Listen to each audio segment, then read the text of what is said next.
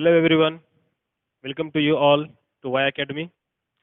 So myself Arbaz sir, and as you know that we have started the question answers for the Shaw screening test for the chemistry subject. Already we have recorded lots of videos for different kinds of topics. Now today we are going to record the question answers and the practice question for the topic composition of matter. अभी ये जो topic है इसके ये topic और इसकी जो पहले अपन ने रिकॉर्ड किया है ना कि is matter around us is pure और मैटर इन आवर सराउंडिंग, ठीक है, मैटर इन आवर सराउंडिंग, ये दोनों टॉपिक का जो है सिलेबस क्वेश्चन आंसर सब कुछ सेम है, ठीक है। तो इस टॉपिक से रिलेटेड मैंने मैटर इन आवर सराउंडिंग से रिलेटेड मैंने ऑलरेडी 4-5 वीडियो रिकॉर्ड कर लिए हैं, ठीक है। तो ये दोनों टॉपिक का जो है वो भी सेम होगा, बट फिर भी कुछ स्टूडेंट्स को लगेगा कि सिलेबस में तो नाम कंपोजिशन ऑफ मैटर है, तो वो कंफ्यूज ना हो इसलिए मैं और थोड़े क्वेश्चन करा रहा हूँ कंपोजिशन ऑफ मैटर टॉपिक से रिलेटेड भी, और थोड़ा सा कुछ 1-2 पॉइंट आपको पढ़ाने वाला हूँ ताकि आपको वे ये वाले टॉपिक के जो रिलेटेड क्वेश्चन आएंगे ना तो वहाँ पे भी इजीली कवर हो सके, ठीक है। वहाँ पे अपने को लेने के लिए 1-2 पॉइंट जो है टाइम नहीं मिला था, तो वो पॉइंट्स अपन यहाँ पे कवर करेंगे। सो मैटर इन और सराउंडिंग और कंपोजिशन ऑफ मैटर दोनों एक ही है सिलेबस इसका, दोनों में सेम क्वेश्चन है, ठीक है, बस हेडिंग अलग है।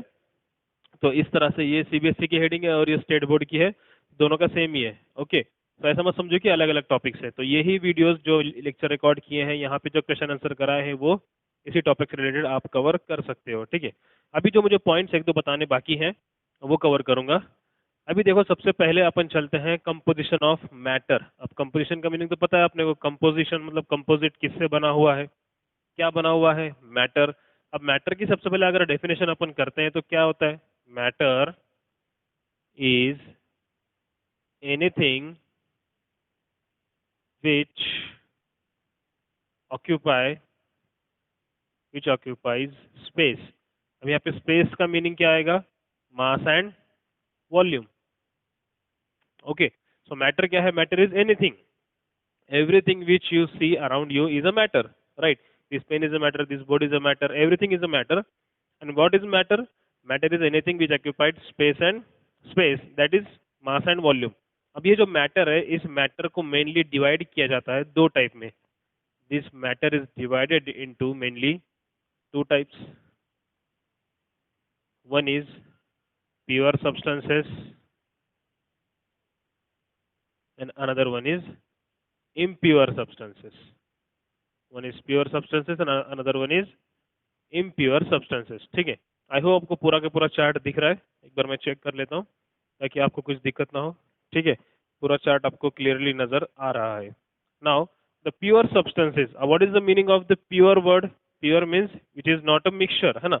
अब इम्प्योर सब्सटेंस को और एक नाम होता है which is called as a mixture. Impure substances are also called as a mixture. Now, pure substances means they are not mixed with any other impurities, and pure substances contain only one type of substance, right? या फिर only one type of material बोलेंगे उसको बोलते हैं pure substance। और impure की बात करेंगे तो which is a mixture, right? Mixture of two or more substances, that is called as a impure substance or a mixture. Now, this pure substance is again divided into two parts. One is element and another one is compound.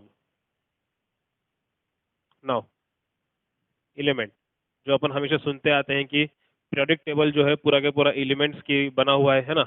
It contain elements, total 118 elements है in the periodic table, right? 118, out of those 92 are naturally occurring elements, right? और बाकी की जो है man made है। जितने भी element है, अब element का meaning क्या आएगा, element is made up of alike substances, जितने भी सिमिलर एक दूसरे के साथ दिखने वाले हैं ना सब्सटेंसेस। अगर बात करेंगे एटम्स की, so element is made up of, element is atoms which are having alike resemblance, जो एक जैसे होते हैं, जिनकी प्रॉपर्टीज सेम है, जिनकी फिजिकल प्रॉपर्टीज सेम है, केमिकल प्रॉपर्टीज सेम है, इस तरह के। अब अगर बात करेंगे, मैं अगर एटम ले लूँ हाइड्रोजन का, तो जितने भी हाइड्रोजन के एटम्स होंगे ना वो सब हाइड्रोजन के साथ मैच करेंगे, दोनों हाइड्रोजन के एटम का मास सेम होगा, ठीक है, एटॉमिक नंबर सेम होगा, इनका इनके प्रॉपर्टी सेम होंगे, तो ये हाइड्रोजन क्या हो गया, एक एलिमेंट हो गया, राइट। तो एलिमेंट इस तरह के होते हैं, टोटल 118 एलिमेंट्स हैं। Now these elements are again further divided into three types, okay। Now first is a metal, another one is non-metal, and third one is you know that metalloid. Yes, तीसरा वाला आएगा metalloid. अभी metal non metal और metalloid, ये metal non metal जो topic इसके पहले video lecture में मैंने रिकॉर्ड कर दिया आपके लिए, तो जिनको वीडियो लेक्चर अभी नहीं मिला है वो देखिए मेटल और नॉन मेटल क्या होता है। ठीक है, metal are the substances which gives electron. अगर इलेक्ट्रॉनिक नेचर की बात करेंगे तो मेटल्स क्या करते हैं, इलेक्ट्रॉन को डोनेट करते हैं। So metals are also called as electropositive elements.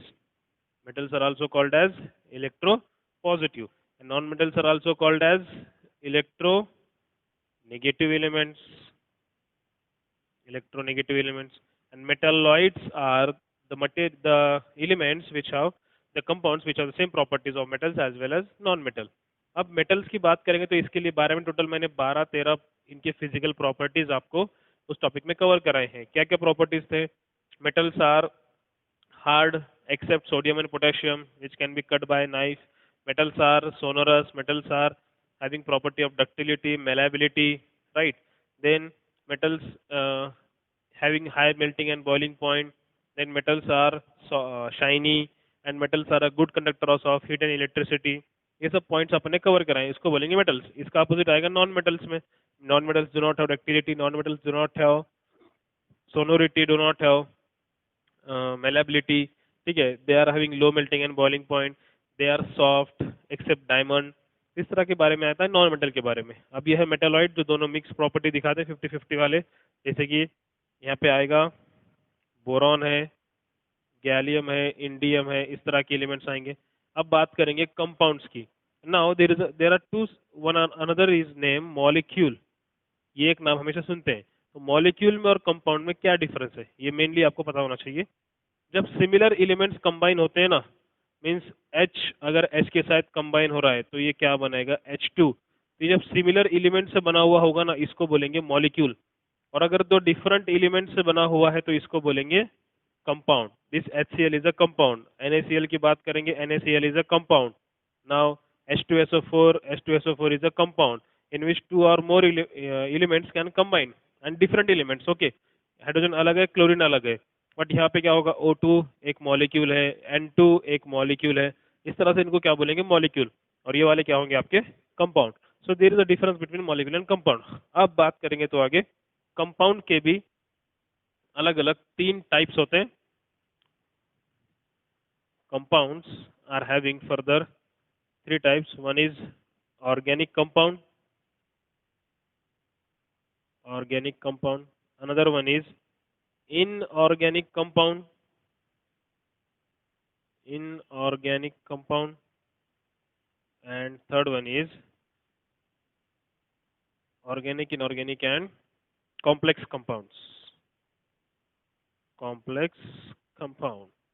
ठीक है, अभी ये क्या है देखते हैं। ठीक है, नाउ ऑर्गेनिक कंपाउंड में क्या आएगा, organic compound mainly contain hydrocarbons. Hydrocarbons. Now, what is the meaning of this hydrocarbon?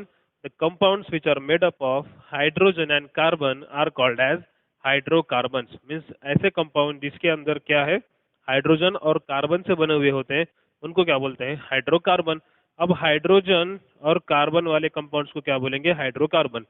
So the organic compound इसी को बोलेंगे जिसके अंदर हाइड्रोजन और कार्बन है। नाउ बात करेंगे इनऑर्गेनिक कंपाउंड्स।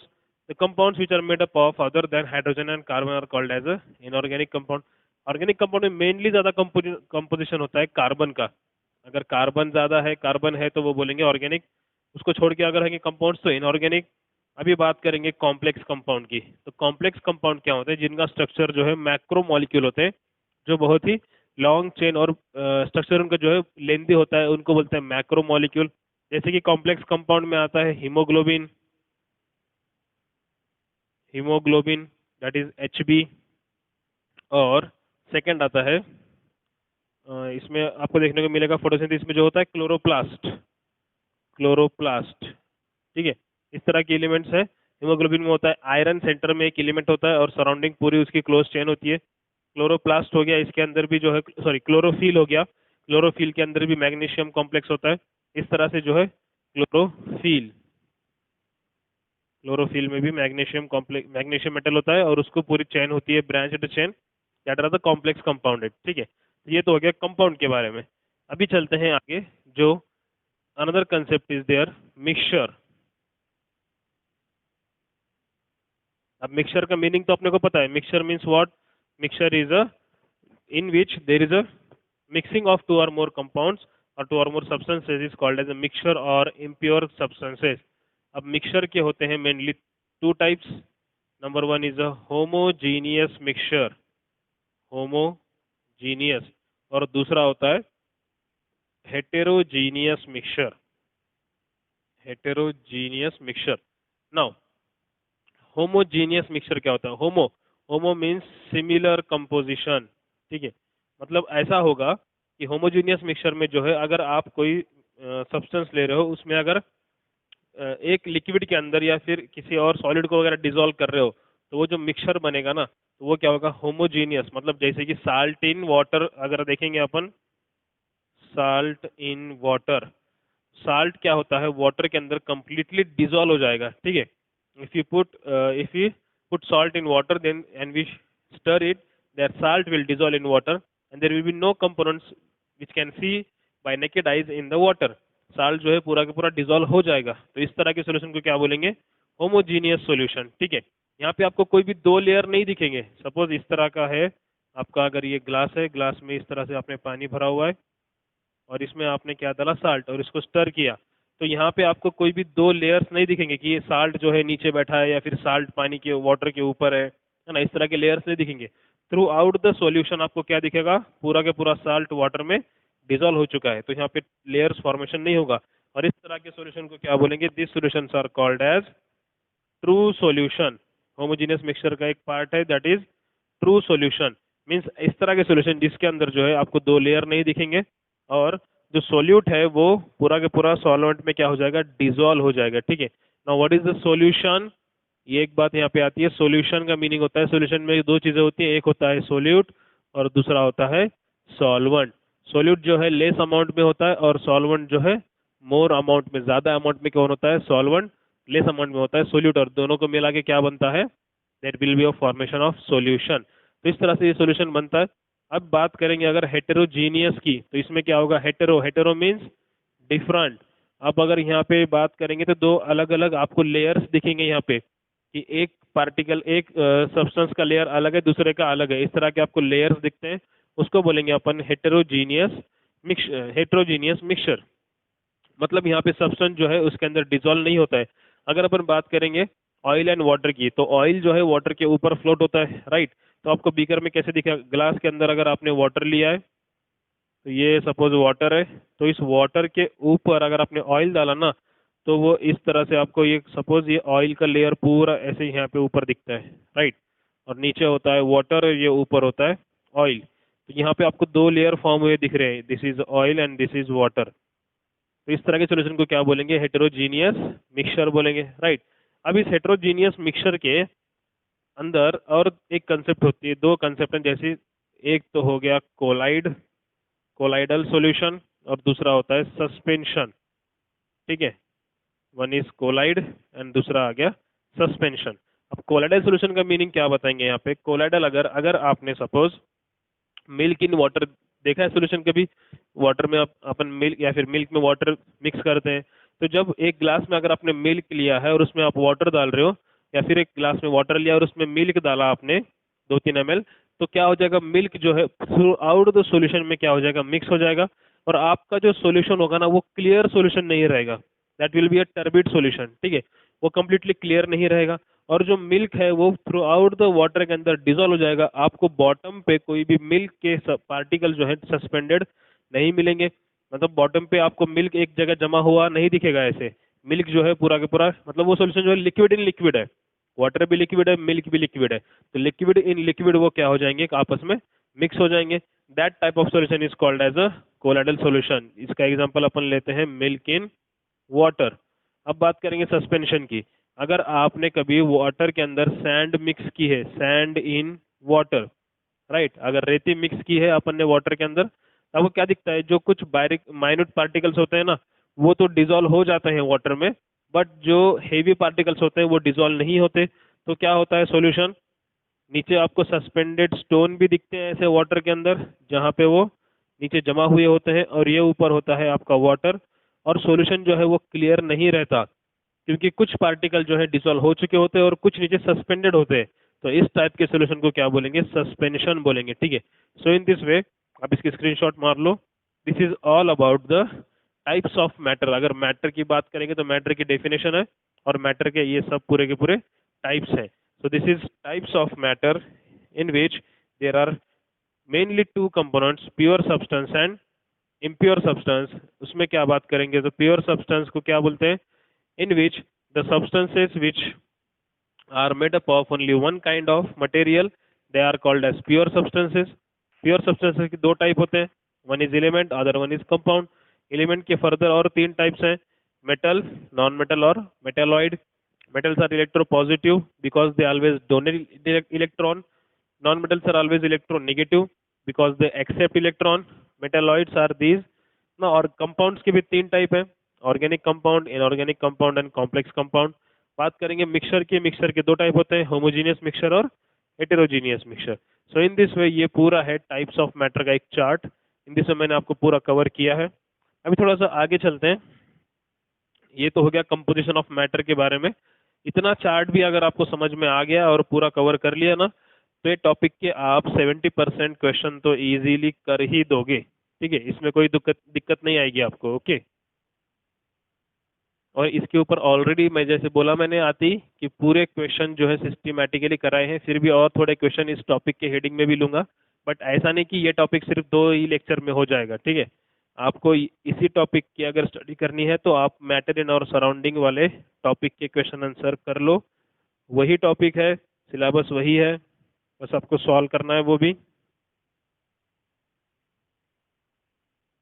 चलो आगे एक पॉइंट है जो इस टॉपिक का है, that is cross rule for writing molecular formula. Cross rule for writing molecular formula. अभी ये क्रॉस रूल सीखने से पहले आई होप आपको एलिमेंट्स याद होंगे, एक अप टू 30 तक तो एलिमेंट्स याद होने ही चाहिए।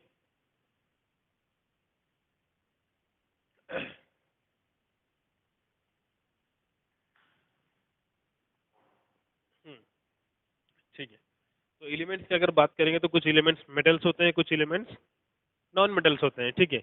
अब अगर आपको किसी भी कंपाउंड का मॉलिक्यूलर फार्मूला बनाना है, ठीक है, मॉलिक्यूलर फार्मूला मतलब मॉलिक्यूल का जो है फार्मूला होता है। जैसे कि अगर आपने कहीं पे पढ़ा सोडियम क्लोराइड, अगर आपने पढ़ा सोडियम क्लोराइड, ये तो उसका नाम हो गया, बट इस सोडियम क्लोराइड का कुछ तो फार्मूला भी होता है ना, तो इसको बोलते हैं उसका मॉलिक्यूलर फार्मूला। तो सोडियम क्लोराइड का फार्मूला क्या है, NaCl, ये उसका फार्मूला है। बट ये फार्मूला कैसे बना, ठीक है, तो ये आपको जानना है। अब अभी वो स्टडी करेंगे अपन, ये फार्मूला बनता कैसे है। इसके लिए आपको कुछ एलिमेंट्स पहले याद होने चाहिए। जैसे कि अगर क्रॉस रूल दिया, सपोज आपको क्वेश्चन दिया है राइट मॉलिक्यूलर फार्मूला ऑफ, अच्छा, मॉलिक्यूलर फार्मूला पता बनाने से पहले ना आपको कुछ एलिमेंट्स के ना दो कंसेप्ट मालूम होने चाहिए। एक होती है, चलो पहले लेते हैं वैलेंस, इधर लेता हूं मैं। एक होते हैं वैलेंस इलेक्ट्रॉन और दूसरी होती है वैलेंसी। ये हर एलिमेंट्स को होती है, ठीक है। अभी यहाँ पे जो क्रॉस फार्मूला है ना, इसमें अपने को लगने वाली है एलिमेंट्स के वैलेंसीज लगने वाले हैं, ठीक है। बट ये वैलेंसी होती क्या है पहले पता करते हैं। मैं कुछ एग्जांपल लेता हूँ, पहले मैं एग्जांपल लेता हूँ कार्बन का, ठीक है ना। कार्बन का आपको एटॉमिक नंबर याद होना चाहिए। एटॉमिक नंबर इज, कार्बन का एटॉमिक नंबर क्या होता है, 6 होता है, राइट। अब 6 उसका एटॉमिक नंबर है। वैलेंस इलेक्ट्रॉन कैसे निकालेंगे पहले ये जान लो, उसके बाद चलते हैं वैलेंसी के पास। अभी कुछ एलिमेंट्स के वैलेंसी और वैलेंस इलेक्ट्रॉन सेम हो सकते हैं और कभी कभी सेम नहीं भी होते हैं, डजेंट मैटर। ऐसा नहीं कि सेम ही होना चाहिए, अलग भी होते हैं और सेम भी होते हैं। अब कार्बन का एटॉमिक नंबर तो 6 है। अब जब इसका अपन इलेक्ट्रॉनिक कॉन्फ़िगरेशन निकालेंगे ना, तो every atom has centre. Centre में क्या होता है, न्यूक्लियस। न्यूक्लियस के सराउंडिंग जो ये आपकी फर्स्ट ऑर्बिट होगी कार्बन की, इसको क्या नाम होता है फर्स्ट ऑर्बिट को, के शेल नाम होता है इसका, ठीक है, के शेल। और इसकी जो मैक्सिमम इलेक्ट्रॉन कैपेसिटी कैसे निकालते हैं अपन, उसके लिए फॉर्मूला होता है 2n², राइट। अब के शेल जो है फर्स्ट है, मतलब इसके लिए n की वैल्यू क्या होगी, 1 होगी। तो 2 इंटू 1 का स्क्वायर क्या आएगा, 2 इंटू 1 इक्वल टू 2 इलेक्ट्रॉन। मतलब के शेल के लिए मैक्सिमम इलेक्ट्रॉन कैपेसिटी कितने इलेक्ट्रॉन की है, सिर्फ 2 इलेक्ट्रॉन की। अब कार्बन का एटॉमिक नंबर अगर 6 है तो एटॉमिक नंबर की डेफिनेशन ही क्या होती है कि atomic number is a number of, atomic number is equal to number of protons, right. और जितने प्रोटॉन्स होते हैं उतने ही न्यूट्रल एटम के अंदर इलेक्ट्रॉन्स होते हैं।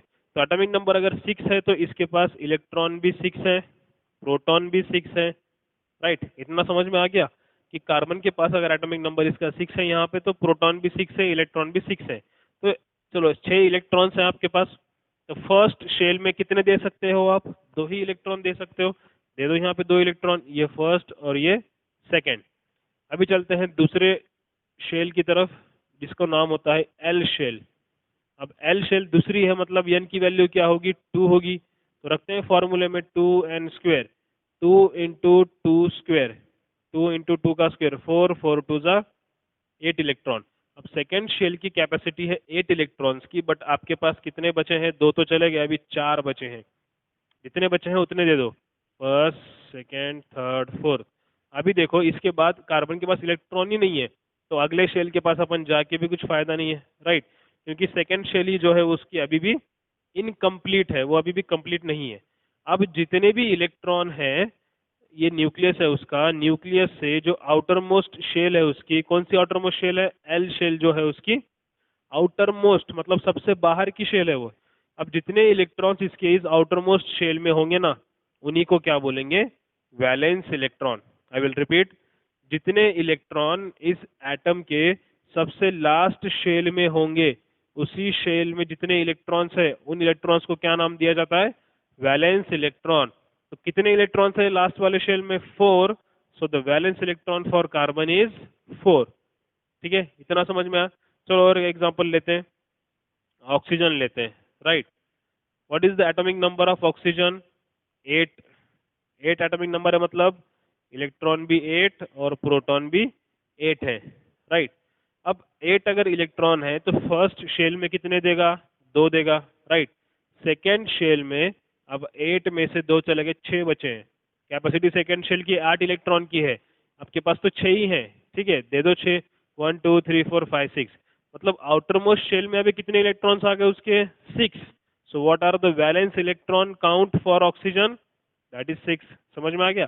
चलो और एक एग्जांपल लेते हैं, मैं लेता हूँ क्लोरीन का example. Chlorine which is having atomic number 17। Atomic number कितना है इसका, 17 है, ठीक है।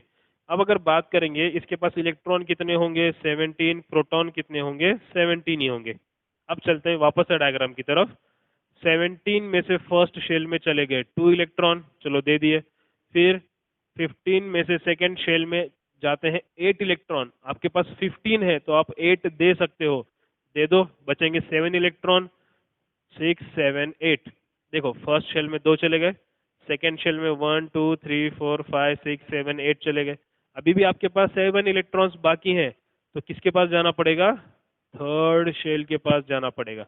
और थर्ड शेल में आप ये बाकी के कितने इलेक्ट्रॉन देंगे, 3 4 5 6 7। थर्ड शेल का नाम होता है एम शेल, ठीक है। तो 7 इलेक्ट्रॉन दे दिए आपने, तो यहाँ पे कॉन्फ़िगरेशन क्या आया, 2,8,7। अब ये जो आउटर मोस्ट शेल हो गई ना इसकी, ये वाली हो गई अब क्लोरीन के लिए। अब आउटर मोस्ट शेल में कितने इलेक्ट्रॉन आए हैं, 7। तो इसके वैलेंस इलेक्ट्रॉन कितने हो गए, 7। समझ में आ गया, ठीक है। ऐसे निकालते हैं हर एलिमेंट के वैलेंस इलेक्ट्रॉन। अब चलते हैं वैलेंसीज की तरफ। नाउ अगर बात करेंगे फिर से कार्बन की, तो कार्बन का एटॉमिक नंबर कितना है, 6 है, राइट। अब ये जो एलिमेंट्स है ना, इनको ना प्लेस किया है पीरियोडिक टेबल के अंदर। और पीरियोडिक टेबल में ना एक मैंने आपको इसके पहले भी बोला है कि वहाँ पे जो वर्टिकल कॉलम्स होते हैं ना उनको बोलते हैं अपन ग्रुप्स, और जो हॉरिजॉन्टल लाइंस होते हैं ना उनको बोलते हैं पीरियड्स। तो जो वर्टिकल कॉलम्स है ना, उसमें एक कॉलम है 18 ग्रुप एलिमेंट्स वाला, सबसे लास्ट वाला 18 ग्रुप एलिमेंट्स। और इसकी जो एलिमेंट्स है ना, helium, neon, argon, krypton, xenon और रेनॉन। इनके जो एटॉमिक नंबर्स है ना 2, 10, 18, 36, 54 और 86। अब इनके नंबर को ध्यान से देखना है। जस्ट एज्यूम करो कि ये जो नंबर्स है ना ये आपके लिए लकी नंबर्स है, क्योंकि जितने भी एलिमेंट्स है ना ये सब क्या है, वीआईपी एलिमेंट्स है, ये नोबल गैसेस एलिमेंट्स है। मतलब इन ये लोग जो है जितने भी एलिमेंट्स है ना ये सब क्या है, स्टेबल है। इनको ना इलेक्ट्रॉन किसी को देने की जरूरत है, ना ही किसी का लेने की जरूरत है। ये स्टेबल होते हैं, ये रिएक्शन में पार्टिसिपेट नहीं करते हैं।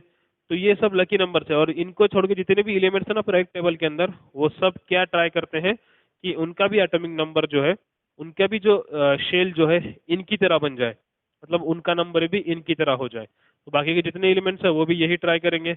अब अगर बात करेंगे अपन कार्बन की, तो कार्बन को अगर स्टेबल होना है, कार्बन को भी अगर इनकी तरह बनना है, तो उसको क्या करना पड़ेगा, इनमें से किसी के एक नंबर को कॉपी करना पड़ेगा। ठीक है। अगर बात करेंगे कार्बन का एटॉमिक नंबर 6 है, तो 6 के पहले आता है 2 और 6 के बाद आता है 10। दोनों भी केस में उसका 4 इलेक्ट्रॉन का डिफरेंस आ रहा है। अगर कार्बन को हेलियम की तरह बनाना है, तो 6 में से 4 इलेक्ट्रॉन को उसको क्या करना पड़ेगा, डोनेट करना पड़ेगा, लूज करना पड़ेगा।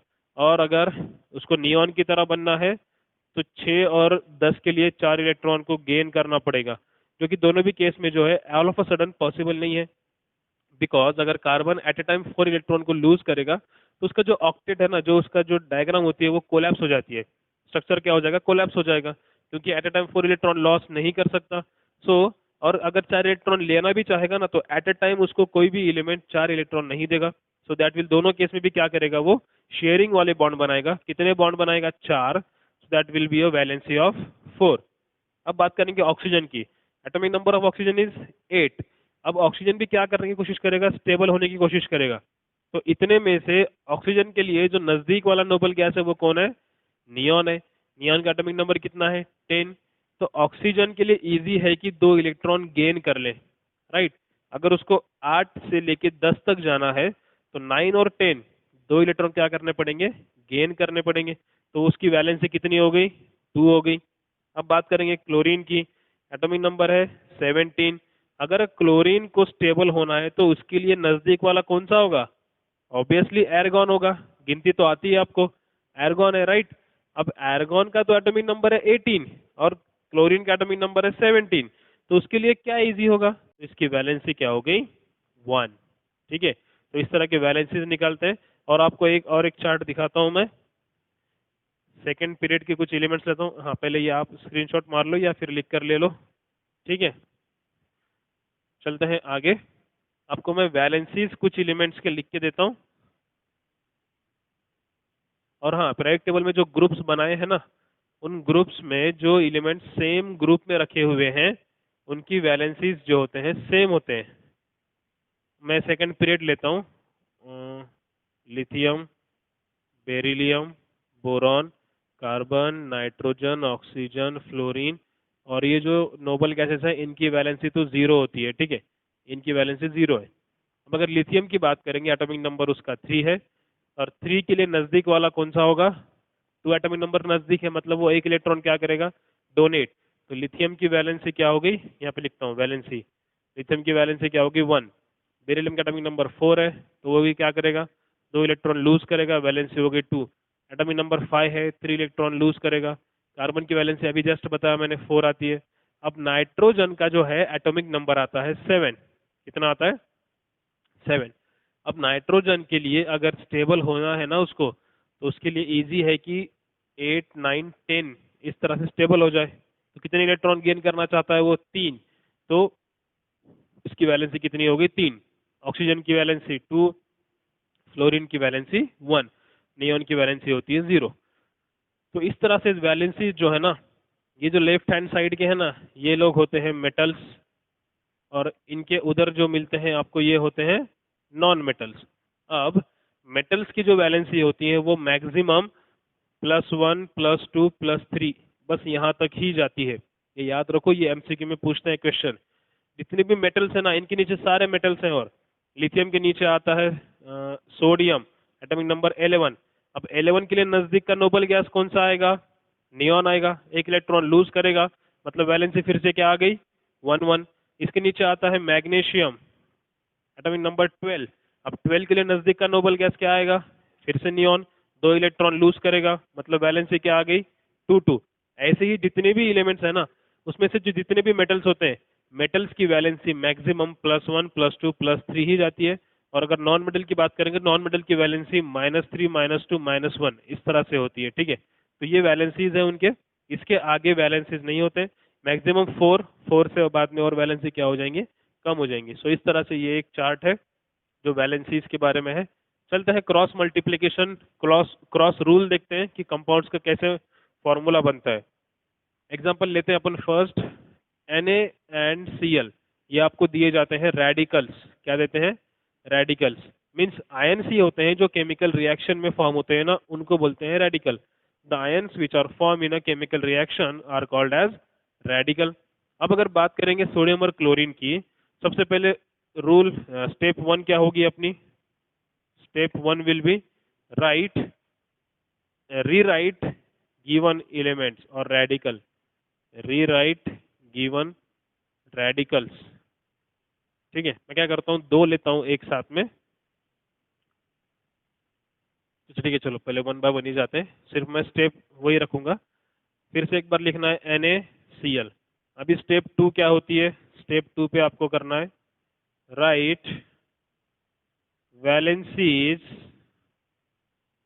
Of each element below them. जिसकी जो वैलेंसी है ना वो उसके नीचे लिखनी है आपको। अगर ये सोडियम है और ये क्लोरीन है, सोडियम की वैलेंसी आती है 1 और क्लोरीन की भी वैलेंसी आती है 1, तो वैलेंसी नीचे लिख दी।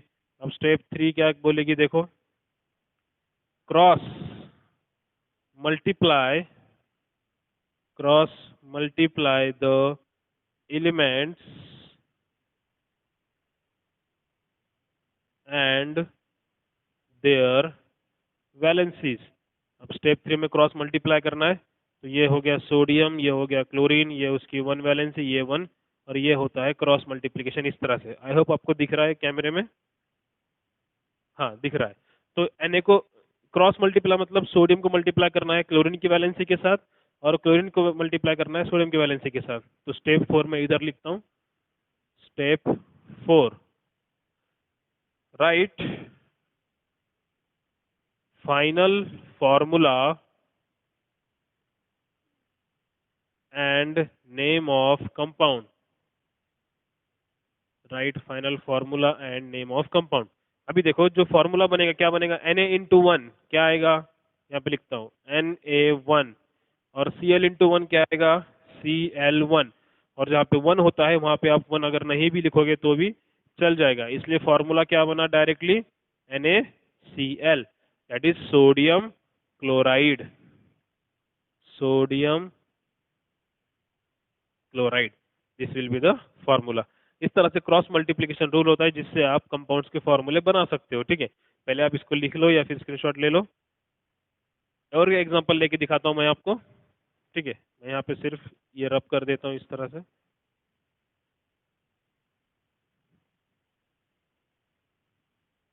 स्टेप वही होंगे, बस आपको अलग अलग क्वेश्चन में दिए जाएंगे। सपोज आप Mg और O, Mg magnesium and oxygen, rewrite the given radicals. एक बार फिर से लिखना है MgO, right the valencies below them. Magnesium की वैलेंसी होती है 2, ऑक्सीजन की वैलेंसी होती है 2। क्रॉस मल्टीप्लाई करो उनकी वैलेंसीज को, 2 2, there will be cross multiplication. अब जहाँ पे सेम वैलेंसीज है ना उनको कट कर देना, मतलब कुछ लिखने की जरूरत नहीं होगी, डायरेक्ट MgO ये फॉर्मूला बनेगा। अगर वैलेंसी सेम है ना तो वो लिखने की जरूरत नहीं होती। तो क्या बन गया MgO, और इसका नाम क्या आएगा, Mg का होता है मैग्नीशियम, और जब ऑक्सीजन कंबाइन होता है किसी एलिमेंट के साथ तो उसको बोलते हैं ऑक्साइड। तो नाम क्या बन गया, मैग्नीशियम ऑक्साइड। ठीक है, चलो एक और एग्जांपल लेते हैं।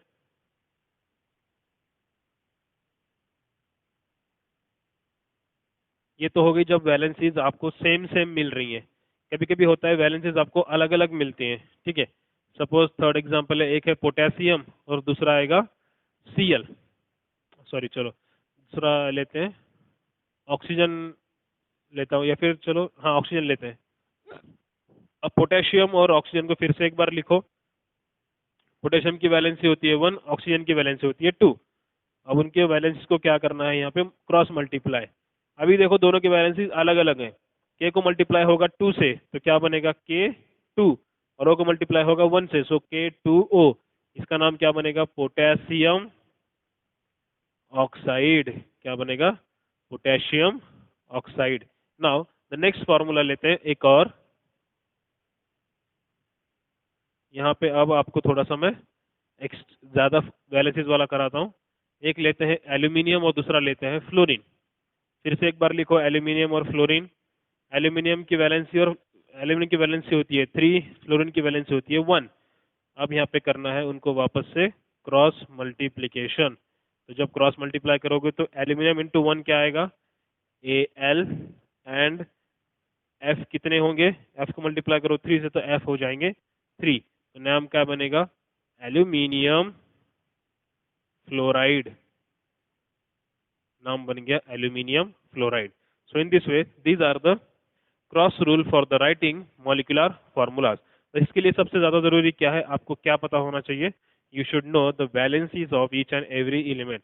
अब रेडिकल जो होते हैं ना, कुछ कुछ कंपोजिट रेडिकल होते हैं और कुछ सिंपल रेडिकल होते हैं। जैसे कि अगर आप एलिमेंट्स के निकालोगे तो सिंपल हो जाएंगे, बट अगर आप सल्फेट देखोगे तो उसकी वैलेंसी होती है 2। अगर आप PO4 देखोगे तो इसकी वैलेंसी होती है 3। तो ऐसे जो कंपोजिट है, मतलब दो एलिमेंट से जो बने हुए होते हैं ना ऐसे, इनको बोलते हैं कंपोजिट रेडिकल।